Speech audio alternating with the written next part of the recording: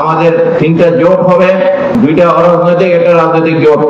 আমরা কাউকে ভয় করি না, আমরা কাউকে প্রতিপক্ষ হিসাবেও চিন্তা করি না।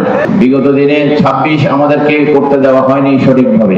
আমাদেরকে এই গত 26শে এপ্রিল কিছু বাতের চক্রের ইন্ধনের কারণে আমাদেরকে সুন্নিদেরকে তারা ভয় পায়, সুন্নিদের জাগরণকে তারা ভয় পায়।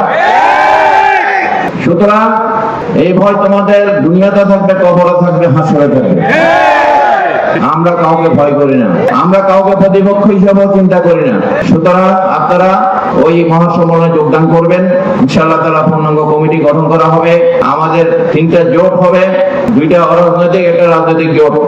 আমাদের আজকে অরাজনৈতিক আহলে সুন্নাত ওয়াল জামাতের কমিটি ঘোষণা করা হলো। সমস্ত বাংলাদেশের যত পীর মাশায়েখ দরবার খানকা তাদের সমন্বয়ে একটা বৃহত্তর পীর মাশায়েখ ঐক্য জোট গঠন করা হবে।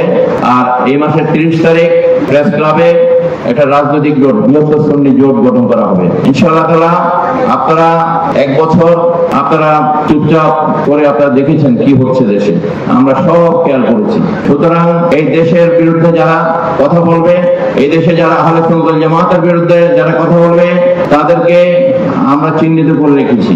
আপনারা এই জন্য যারা আহলে সুন্নাত ওয়াল জামাতের অনুসারী নেতৃবৃন্দ, কর্মীবৃন্দ, তাদেরকে আমি ঐক্যের আহ্বান জানাচ্ছি। বিগত দিনের সমস্ত ভুলভ্রান্তি ভুলে আপনারা একসাথে কাজ করবেন। আমরা কাঁধে কাঁধ মিলিয়ে কাজ করব এবং দেশ যেন এগিয়ে যায়।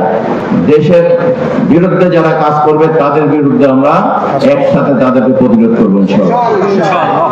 71 সালে এই সুন্নি জনতা পীর মাশায়েখদের সমর্থনে এবং সরাসরি অংশগ্রহণের মাধ্যমে আমরা শত্রু মুক্ত করেছি। এই দেশের স্বাধীনতার সার্বভৌমতা রক্ষায় যদি আমাদেরকে আবার যদি নামতে হয়, আমরা সুন্নি জনতা পীর মাশায়েখরা আমরা প্রস্তুত আছি। এই দেশের যে কোনো মূল্যে স্বাধীনতার সার্বভৌমতাকে আমরা রক্ষা করার জন্য, অক্ষুণ্ণ রাখার জন্য আমরা লড়াই করবো ইনশাআল্লাহ। আর আরেকটা বিষয়, এই যে আগামীকাল বা পরশুদিন রবিউল আউয়াল মাসে চাঁদ উঠবে, বর্তমান সরকারকে, অন্তর্বর্তী সরকারকে আমরা বলতে চাই, ঈদ মিলাদুন নবী এইটা ইমানদারদের ইমানের খোরাক। এই মিলাদুন নবীর অনুষ্ঠানকে আপনারা সারা বাংলাদেশের আনাচে কানাচে করার জন্য প্রশাসনের অনুমতি সহজ করে দিবেন। আপনারা এই ঈদ মিলাদুন নবীর অনুষ্ঠানের ব্যাপারে কোনো জায়গায় যেন বাধাগ্রস্ত না হয়, আমরা আজকের কাউন্সিল থেকে সে দাবি করছি। এবং এই দেশে মিলাদুন নবীও যারা করে, সিরাতুন নবী যারা করে তারা করুক, কারণ আমরা কখনো সিরাতুন নবী বাধা দিইনি, আমরা কখনো সিরাতুন নবী করতে বাধা দিইনি কাউকে।